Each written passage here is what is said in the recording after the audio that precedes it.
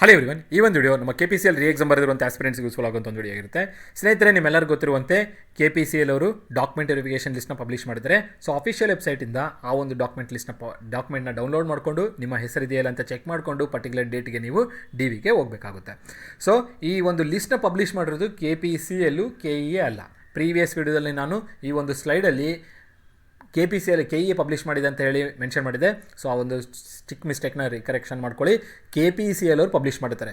So ಯಾವುದೇ ಥರದ KEAಗೆ ಈಗ ಸಂಬಂಧ ಇಲ್ಲ. KEA ಅವ್ರ ಕೆಲಸ ಏನಾಗಿತ್ತು, ಎಕ್ಸಾಮ್ ಕಂಡಕ್ಟ್ ಮಾಡಬೇಕಾಗಿತ್ತು, ಎಕ್ಸಾಮ್ ಕಂಡಕ್ಟ್ ಮಾಡಿದ್ರು. ಅದಾಗಿನ ನಂತರ ಸ್ಕೋರ್ ಲಿಸ್ಟ್ನ ಪಬ್ಲಿಷ್ ಮಾಡಬೇಕಾಯಿತು, ಸ್ಕೋರ್ ಲಿಸ್ಟ್ನು ಪಬ್ಲಿಷ್ ಮಾಡಿದ್ರು. ಆ ಒಂದು ಲಿಸ್ಟ್ನ KPCLಗೆ ಹ್ಯಾಂಡ್ ಓವರ್ ಮಾಡುತ್ತಾರೆ. ಸೊ ಈಗ KPCL ಅವರು ನಿಮಗೆ ಡಾಕ್ಯುಮೆಂಟ್ ವೆರಿಫಿಕೇಷನ್ ಲಿಸ್ಟ್ ಆಗಿರ್ಬೋದು, ಸಿಂಧುತ್ವದಾಗಿರ್ಬೋದು, ಪೊಲೀಸ್ ವೆರಿಫಿಕೇಷನ್ ಆಗಿರ್ಬೋದು, ಅಥವಾ 1:1 ಲಿಸ್ಟನ್ನು ನಿಮಗೆ KPCL ಅಫಿಷಿಯಲ್ ವೆಬ್ಸೈಟಲ್ಲೇ ಅವೈಲೇಬಲ್ ಇರುತ್ತೆ. ಸೊ ಇನ್ಮೇಲಿಂದ ನೀವು KPCL ಆಸ್ಪಿರೆಂಟ್ಸು KPCL ಅಫಿಷಿಯಲ್ ವೆಬ್ಸೈಟ್ನ ವಿಸಿಟ್ ಮಾಡ್ತಾ ಇರಬೇಕಾಗುತ್ತೆ. ಅಲ್ಲೇ ನಿಮಗೆ ಡಾಕ್ಯುಮೆಂಟ್ಸ್ಗೆ ಬೇಕಾಗಿರುವಂಥ ಡೀಟೇಲ್ಸ್ ಆಗಿರ್ಬೋದು, ಅಥವಾ ಅಪ್ಡೇಟ್ ಮುಂದೆ ಮಾಡುವಂಥ ಪ್ರಾಸೆಸ್ಗಳಿನ ಒಂದು ಡೀಟೇಲ್ಸ್ ಆಗಿರ್ಬೋದು, ಎಲ್ಲದನ್ನು ನಿಮಗೆ KPCL ಅಫಿಷಿಯಲ್ ವೆಬ್ಸೈಟಲ್ಲೇ ಲಭ್ಯವಿರುತ್ತೆ. ಸೊ KEAಗೆ ನೀವು ವಿಸಿಟ್ ಮಾಡುವಂಥ ಅವಶ್ಯಕತೆ ಇರಲ್ಲ, KEA ಅಫಿಷಿಯಲ್ ವೆಬ್ಸೈಟ್ನ ನೋಡಬೇಕಾಗಿರುವಂಥ ಅವಶ್ಯಕತೆ ಇರಲ್ಲ. ಈಗಲಿಂದ ನೀವು KPCL ಅಫಿಷಿಯಲ್ ವೆಬ್ಸೈಟ್ನೇ ನೋಡ್ತಾ ಇರಬೇಕಾಗುತ್ತೆ.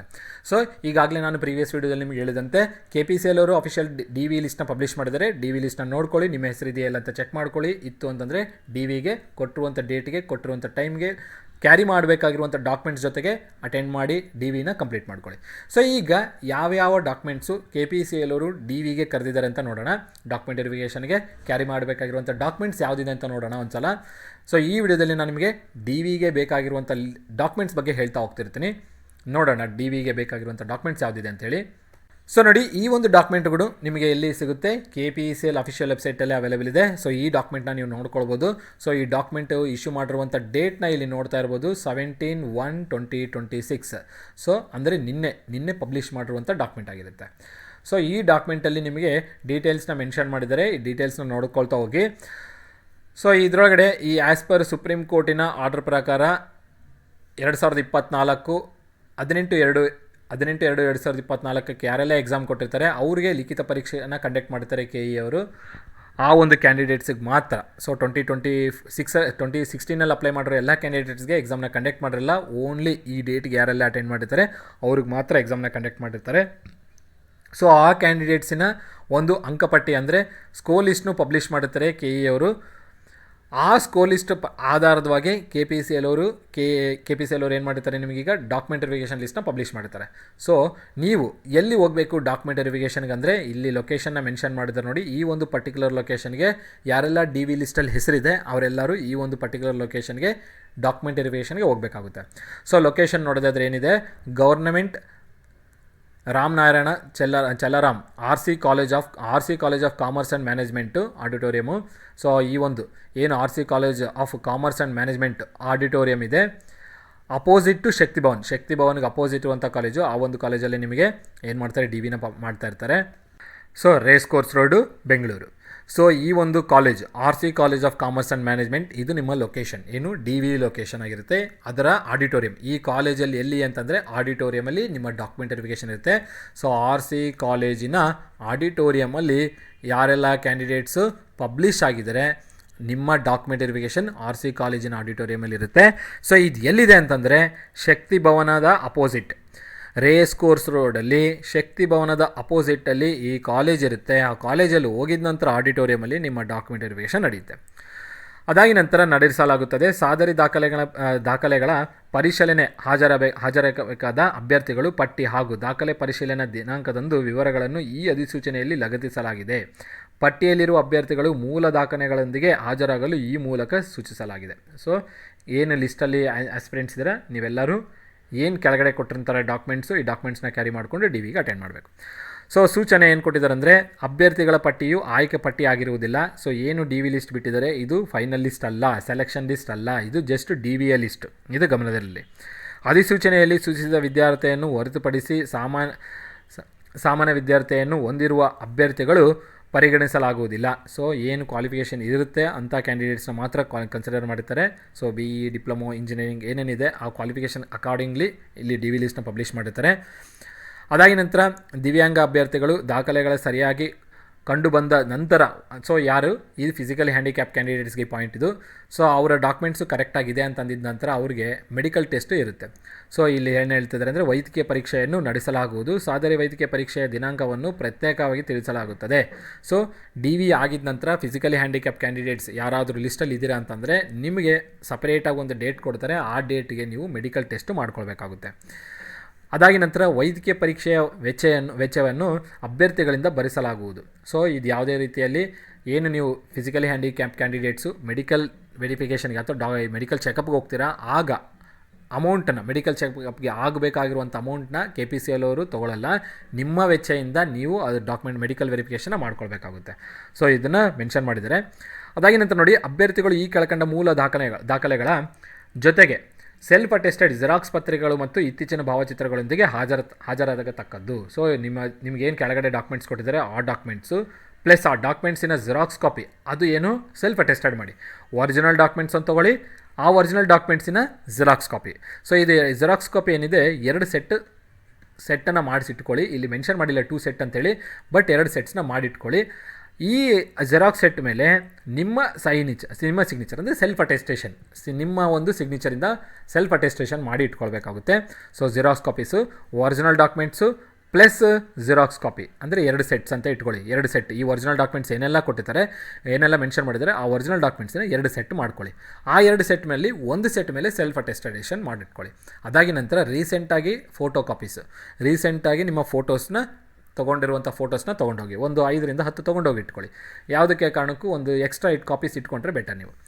ನೆಕ್ಸ್ಟ್ ಇಲ್ಲಿ ನೋಡಿ, ನೆಕ್ಸ್ಟ್ ಪಾಯಿಂಟ್ ಏನು ಹೇಳಿದ್ದಾರೆ ಅಂದರೆ ವಯಸ್ಸು, ವಿದ್ಯಾರ್ಹತೆ ಮತ್ತು ಮೀಸಲಾತಿ ಇತ್ಯಾದಿಗಳಿಗೆ ಸಂಬಂಧಪಟ್ಟಂತೆ ಈ ಕೆಳಕಂಡ ಮೂಲ ದಾಖಲೆಗಳನ್ನು ಹಾಜರುಪಡಿಸುವುದು. ಅಭ್ಯರ್ಥಿಗಳು ಅರ್ಜಿ ಸಲ್ಲಿಸಲು ನಿಗದಿಪಡಿಸದ ದಿನಾಂಕಕ್ಕೆ ಮುಂಚಿತವಾಗಿ ಮಾನ್ಯವಾದ ಪ್ರಮಾಣ ಪತ್ರಗಳನ್ನು ಹೊಂದಿರತಕ್ಕದ್ದು.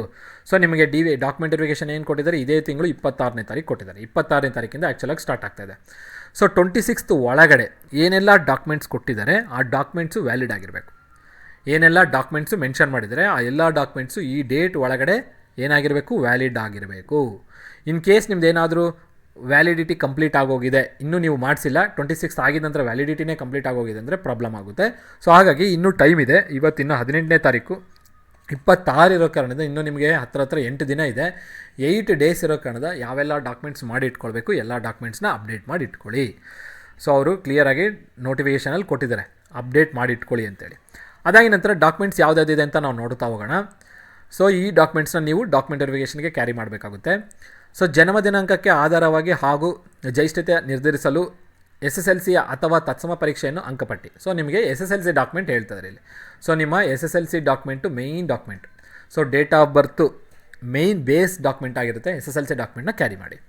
ಅದಾಗಿ ನಂತರ ID proof, Aadhaar card, voter ID, PAN card, passport ಯಾವುದಾದ್ರೂ ಕ್ಯಾರಿ ಮಾಡಿ.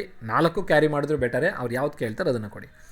ಅದಾಗಿ ನಂತರ ಕಾನ್ವೊಕೇಷನ್, ಡಿಗ್ರಿ, ಡಿಪ್ಲೊಮಾ ಸರ್ಟಿಫಿಕೇಟ್ಸು, ಪದವಿ ಅಥವಾ ಡಿಪ್ಲೊಮಾ ಪ್ರಮಾಣ ಪತ್ರ. ಸೊ ಡಿಪ್ಲೊಮಾದಲ್ಲಿ ಏನು ಡಾಕ್ಯುಮೆಂಟ್ನ ಪಡ್ಕೊಂಡಿರ್ತೀರ ಕೊನೆಯ ಡಾಕ್ಯುಮೆಂಟು ಏನಂತ ಹೇಳ್ತೀವಿ ಅದನ್ನು CC ಕೋರ್ಸ್ ಕಂಪ್ಲೀಟೆಡ್ ಸರ್ಟಿಫಿಕೇಟು ಅಥವಾ ಪ್ರೊವಿಷನಲ್ ಡಾಕ್ಯುಮೆಂಟು ಅಥವಾ ಅಂತ ಏನು ಪ್ರೊವಿಷನಲ್ ಡಿಪ್ಲೊಮಾ ಸರ್ಟಿಫಿಕೇಟ್ ಅಂತ ಕರೀತಾರೆ, PDC ಅಂತೇಳಿ.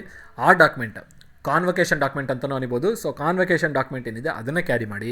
ಅದಾದ ನಂತರ ಎಲ್ಲ ಸೆಮಿಸ್ಟ್ರಲ್ಲಿ ಪಡೆದಿರುವಂಥ ಅಂಕಪಟ್ಟಿ ಅಂದರೆ ಎಲ್ಲ ಸೆಮಿಸ್ಟ್ರಲ್ಲಿ ಪಡೆದಿರುವಂಥ ಸರ್ಟಿಫಿಕೇಟ್ಸ್ ಅಥವಾ ಮಾರ್ಕ್ಸ್ ಕಾರ್ಡ್ಸ್ನ ತೊಗೊಂಡೋಗ್ಬೇಕು. ಸೊ ನೋಡಿ, SSLC ಡಾಕ್ಯುಮೆಂಟ್ ಒಂದು, ಎರಡನೇದೇನು ID ಪ್ರೂಫು, ಮೂರನೇದೇನಾಗಿರುತ್ತೆ ಕಾನ್ವೊಕೇಷನ್ ಸರ್ಟಿಫಿಕೇಟು, ನಾಲ್ಕನೇದೇನು ಡಿಪ್ಲೊಮಾ ಸರ್ಟಿಫಿಕೇಟ್ಸು ಅಂದರೆ ಪ್ರತಿ ಸೆಮಿಸ್ಟ್ರಿನ ಸರ್ಟಿಫಿಕೇಟು. ಫಾರ್ ಎಕ್ಸಾಂಪಲ್ ಇಲ್ಲಿ ಕೆಲವು ಕ್ಯಾಂಡಿಡೇಟ್ಸ್ನ ಕ್ವಶನ್ ಇರುತ್ತೆ, ಸರ್ ನಾನು ಡಿಪ್ಲೊಮಾ 10 ಡಾಕ್ಯುಮೆಂಟ್ ಇದ್ದಾವೆ, ಪ್ರತಿ ಸೆಮಿಸ್ಟ್ರಲ್ಲಿ 2 ಡಾಕ್ಯುಮೆಂಟ್ ಇದ್ದಾವೆ ಅಂದರೆ ಕೆಲವರು ಪಾಸಾಗಿ ಫೇಲಾಗಿ ಪಾಸಾಗಿರ್ತಾರೆ. ಅಥವಾ ಒಂದು ಫಸ್ಟ್ ಸೆಮಿಸ್ಟ್ರಲ್ಲಿರೋ ಸಬ್ಜೆಕ್ಟ್ನ 4ನೇ ಸೆಮಿಸ್ಟ್ರಲ್ಲಿ ಕ್ಲಿಯರ್ ಮಾಡಿರ್ಬೋದು, 5ನೇ ಸೆಮಿಸ್ಟ್ರಲ್ಲಿ ಕ್ಲಿಯರ್ ಮಾಡಿರ್ಬೋದು, 4-5 ಸಲ ಅಟೆಂಡ್ ಮಾಡಿನೇ ಕ್ಲಿಯರ್ ಮಾಡಿರ್ತಾರೆ ಅಂತ ಇಟ್ಕೊಳ್ಳಿ. ಸೊ ಅಂಥ ಕ್ಯಾಂಡಿಡೇಟ್ಸು ಎಷ್ಟೆಲ್ಲ ನಿಮ್ಮ ಡಾಕ್ಯುಮೆಂಟ್ಸ್ ಇದೆ, ಎಷ್ಟೆಲ್ಲ ಮಾರ್ಕ್ಸ್ ಕಾರ್ಡ್ಸ್ ಇದೆ, ಎಲ್ಲ ಮಾರ್ಕ್ಸ್ ಕಾರ್ಡ್ಸ್ನು ಕ್ಯಾರಿ ಮಾಡಿ ಎಕ್ಸಾಮಿನೇಷನ್ ಇದು ಡಾಕ್ಯುಮೆಂಟ್ ವೆರಿಫಿಕೇಷನ್ ಸೆಂಟರ್ಗೆ. ಸೊ ನೀವು ಬರೀ ಪಾಸ್ ಆಗಿರೋ ಡಾಕ್ಯುಮೆಂಟ್ನ ತೊಗೊಳ್ಳದೆ, ಸೊ ನಿಮ್ಮ ಹತ್ರ ಏನೆಲ್ಲ ಡಾಕ್ಯುಮೆಂಟ್ಸ್ನ ನೀವು ಪಡೆದುಕೊಂಡಿದ್ದೀರಾ ಆ ಎಲ್ಲ ಡಾಕ್ಯುಮೆಂಟ್ಸ್ನ ಕ್ಯಾರಿ ಮಾಡಿ. ಸೊ ಅದು ಡಿಪ್ಲೊಮಾ ಸರ್ಟಿಫಿಕೇಟಲ್ಲಿ ಆಯಿತು. 5ನೇದು ನೋಡೋದಾದರೆ ಅಂಚೆ ಕಚೇರಿಯ ಅಧಿಕಾರಿಗಳಿಂದ ಸಹಿ ಮಾಡಿದ ಚಲಾನ್ ಮತ್ತು ಹಣ ಪಾವತಿಸದ ರಸೀದಿ. ಸೊ ಇದು ನಾಟ್ ಮ್ಯಾಂಡೇಟರಿ, ಬೇಕಾಗಿಲ್ಲ. ಇದು ಬೇಕಾಗಿಲ್ಲ ಅಂದರೆ ಇದ್ದರೆ ತೊಗೊಂಡೋಗಿ, ಇಲ್ಲದೇ ಇದ್ದರೂ ನಡೆಯುತ್ತೆ, ತೊಂದರೆ ಇಲ್ಲ. ಏನಿದು ಡಾಕ್ಯುಮೆಂಟ್ ಅಂದರೆ, ಸೊ ನೀವು ಅಪ್ಲಿಕೇಶನ್ ಅಪ್ಲೈ ಮಾಡ್ತೀರಾ, ಫೀ ಪೇ ಮಾಡೋದಕ್ಕೆ ಚಲಾನ್ ಡೌನ್ಲೋಡ್ ಮಾಡ್ಕೊಳ್ತೀರಾ, ಆ ಚಲಾನ್ನ ತೊಗೊಂಡೋಗ್ಬಿಟ್ಟು ಪೋಸ್ಟ್ ಆಫೀಸಲ್ಲಿ ಪೇ ಮಾಡ್ತೀರಾ. ಪೋಸ್ಟ್ ಆಫೀಸಲ್ಲಿ ಪೇ ಮಾಡಿದ ನಂತರ ಅಲ್ಲಿ ಕ್ಯಾಂಡಿಡೇಟ್ ಕಾಪಿ ಒಂದು, ಪೋಸ್ಟ್ ಆಫೀಸಲ್ಲಿ ಕಾಪಿ ಅಂತ ಇರುತ್ತೆ. ಕ್ಯಾಂಡಿಡೇಟ್ ಕಾಪಿನ ನಿಮಗೆ ಕೊಡ್ತಾರೆ, ಪೋಸ್ಟಲ್ ಕಾಪಿನ ಅವ್ರು ಇಟ್ಕೊಳ್ತಾರೆ. ಸೊ ಎರಡರ ಮೇಲೂ ಸಿಗ್ನೇಚರ್ ಮಾಡ್ಕೊಳ್ತಾರೆ ಯಾರು ರಿಸೀವಿಂಗ್ ಅಥಾರಿಟಿ ಅವರು. ಸೊ ಏನು ನಿಮಗೆ ಕ್ಯಾಂಡಿಡೇಟ್ ಕಾಪಿ ಮೇಲೆ ಸಿಗ್ನೇಚರ್ ಮಾಡ್ತಾರೋ ಆ ಡಾಕ್ಯುಮೆಂಟು ಅದನ್ನು ಹೇಳ್ತಾರೆ. ಅಂಚೆ ಕಚೇರಿಯ ಅಧಿಕಾರಿಗಳಿಂದ ಸಹಿ ಮಾಡಿದ ಚಲಾನ್ ಮತ್ತು ಹಣ ಪಾವತಿಸಿದ ರಸೀದಿ, ಸೊ ಫೀ ರಿಸಿಪ್ಟ್ ಅಂತ ಹೇಳ್ತಾರೆ. ಸೊ ಅದು ನಿಮ್ಮ ಹತ್ರ ಇತ್ತು ಅಂದರೆ 2000 ಅಪ್ಲೈ ಮಾಡಿರ್ತೀರ, ಪೇ ಮಾಡ್ಕೊಂಡು ಬಂದಿರ್ತೀರಲ್ಲ, ಆ ರಿಸಿಪ್ಟ್ ನಿಮ್ಮ ಹತ್ರ ಇದ್ದರೆ ಕ್ಯಾರಿ ಮಾಡಿ, ಇಲ್ಲೇ ಇದ್ದರೆ ತೊಂದರೆ ಇಲ್ಲ. ಸೊ ಇದು ನಾಟ್ ಮ್ಯಾಂಡೇಟರಿ. ಇದು ಇದ್ದರೆ ತೊಗೊಂಡೋಗಿ, ಇಲ್ಲದೇ ಇದ್ದರೆ ತೊಂದರೆ ಇಲ್ಲ. ಅದಾಗಿ ನಂತರ ನೋಡಿ, ಆನ್ಲೈನಲ್ಲಿ ಅರ್ಜಿ ಸಲ್ಲಿಸಿದಾಗ ಪಡೆದ ಸ್ವೀಕೃತ ಪತ್ರ, ಸೊ ಅಂದರೆ ಅಕ್ನಾಲೇಜ್ಮೆಂಟ್ ಸರ್ಟಿಫಿಕೇಟ್. ಅಪ್ಲಿಕೇಶನ್ ಹಾಕಿದ ನಂತರ ನಿಮಗೇನು ಅಕ್ನಾಲೇಜ್ಮೆಂಟ್ ಬರುತ್ತಲ್ಲ, ಹಾಕಿರೋ ಡಾಕ್ಯುಮೆಂಟು, ಆ ಡಾಕ್ಯುಮೆಂಟೂ ಅಷ್ಟೇ ಇದೂ ನಾಟ್ ಮ್ಯಾಂಡೇಟರಿ. ಇದ್ದರೆ ತೊಗೊಂಡೋಗ್ಬೋದು, ಇಲ್ಲದೇ ಇದ್ದರೆ ತೊಂದರೆ ಇಲ್ಲ. ಸೊ ನೀವು ಅಪ್ಲಿಕೇಶನ್ ಹಾಕಿರ್ತೀರಲ್ಲ, ಆ ಅಪ್ಲಿಕೇಶನ್ ಹಾಕಿದ ನಂತರ ನಿಮಗೇನು ಅಕ್ನಾಲೇಜ್ಮೆಂಟ್ ಬಂದಿರುತ್ತೆ, ನೀವು ಅಪ್ಲಿಕೇಶನ್ ಹಾಕಿರೋದನ್ನ ಡೌನ್ಲೋಡ್ ಮಾಡ್ಕೊಳ್ತಾರೆ ಅಪ್ಲಿಕೇಶನ್, ಅದೇ ಅಕ್ನಾಲೇಜ್ಮೆಂಟ್ ಹಾಕಿದ್ದೀನಿ ಅನ್ನೋದಕ್ಕೆ. ಸೊ ಆ ಡಾಕ್ಯುಮೆಂಟ್ ನಿಮ್ಮ ಹತ್ರ ಇದ್ದರೆ, ಅಪ್ಲಿಕೇಶನ್ ಹಾಕಿರುವಂಥ ಡಾಕ್ಯುಮೆಂಟ್ ನಿಮ್ಮ ಹತ್ರ ಇದ್ದರೆ ತೊಗೊಂಡೋಗಿ, ಇಲ್ಲದೇ ಇದ್ದರೆ ತೊಂದರೆ ಇಲ್ಲ. ಯಾಕಂದರೆ ಇದೂ ಮ್ಯಾಂಡೇಟರಿ ಅಲ್ಲ, it is also not mandatory. So ಈ ಡಾಕ್ಯುಮೆಂಟ್ ತೊಗೊಂಡು ತೊಗೊಂಡು ಹೋಗದೇ ಇದ್ರೂ ನಡೆಯುತ್ತೆ. ಇನ್ನು ಈ ಡಾಕ್ಯುಮೆಂಟ್ ನೋಡಿ, ಯಾವುದು ಇದು, ದಿನಾಂಕ 27/12/2025 ಅಂದರೆ ಡಿಸೆಂಬರ್ ತಿಂಗಳಲ್ಲಿ ಏನು ಎಕ್ಸಾಮ್ ನಡೆಯುತ್ತೆ, AE/JE ಎಕ್ಸಾಮು 28-27ಕ್ಕೆ, ಅವತ್ತಿನ ದಿನ ರಂದು ನಡೆದ ಲಿಖಿತ ಪರೀಕ್ಷೆಯ ಅಭ್ಯರ್ಥಿಯ ಪ್ರವೇಶ ಪತ್ರ ಅಂದರೆ ಹಾಲ್ ಟಿಕೆಟ್ ದಲ್ಲಿ ಪರೀಕ್ಷೆಯ ಮೇಲ್ವಿಚಾರಕರ ಸಹಿ ಮಾಡಿದ ಪತ್ರ. ಸೊ ಹಾಲ್ ಟಿಕೆಟು ಎನ್ಶೂರ್ ಮಾಡ್ಕೊಳ್ಳಿ. ನೀವು 27-28ಕ್ಕೆ ಏನು ಅಟೆಂಡ್ ಮಾಡ್ತೀರ ಆ ಪತ್ರಿಕೆಯಲ್ಲಿ ರೂಮ್ ಸೂಪರ್ವೈಸರ್ ಅಥವಾ ರೂಮ್ ಇನ್ವಿಜಿಲೇಟರ್ದು ಸಿಗ್ನೇಚರ್ ಆಗಿರಬೇಕು. ಆ ಒಂದು ಹಾಲ್ ಟಿಕೆಟ್ನ ಕ್ಯಾರಿ ಮಾಡಲೇಬೇಕು, ಇದು ಮ್ಯಾಂಡೇಟರಿ. ಸೊ ಇದೇನಿದು ಹಾಲ್ ಟಿಕೆಟ್ನ ಕಂಪಲ್ಸರಿ ಕ್ಯಾರಿ ಮಾಡಲೇಬೇಕು, it is mandatory.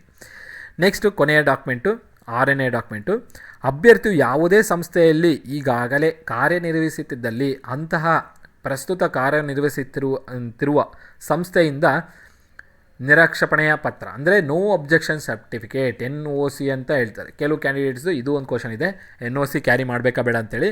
In case ನೀವು ಪ್ರೈವೇಟ್ ಕೆಲಸದಲ್ಲಿ ಪ್ರೈವೇಟ್ ವರ್ಕರ್ಸ್ ಆಗಿದ್ದರೆ, ಪ್ರೈವೇಟ್ ಜಾಬಲ್ಲಿ ಪ್ರೈವೇಟ್ ಕಂಪ್ನೀಸಲ್ಲಿ ಕೆಲಸ ಮಾಡ್ತಿದ್ರೆ ನೀವು NOC ತೊಗೊಂಡೋಗೋ ಅವಶ್ಯಕತೆ ಇಲ್ಲ. ಪ್ರೈವೇಟ್ ವರ್ಕರ್ಸ್ ಆಗಿದ್ದರೆ, ಪ್ರೈವೇಟ್ ಕಂಪ್ನಿಯಲ್ಲಿ ಕೆಲಸ ಮಾಡ್ತಿದ್ದು ನಿಮ್ಮ ಗೌರ್ಮೆಂಟ್ ಜಾಬ್ ಆಗಿದೆ, ಪ್ರೈವೇಟ್ ಕಂಪ್ನಿಯಲ್ಲಿ ಕೆಲಸ ಮಾಡ್ತಿದ್ದು ನಿಮ್ಮ ಹೆಸರು DVL ಬಂದಿದೆ ಅಂದರೆ ಅಂಥ ಆಸ್ಪಿರೆಂಟ್ಸು ನೋ ಒಬ್ಜೆಕ್ಷನ್ ಸರ್ಟಿಫಿಕೇಟ್ ತೊಗೊಂಡೋ ಅವಶ್ಯಕತೆ ಇಲ್ಲ.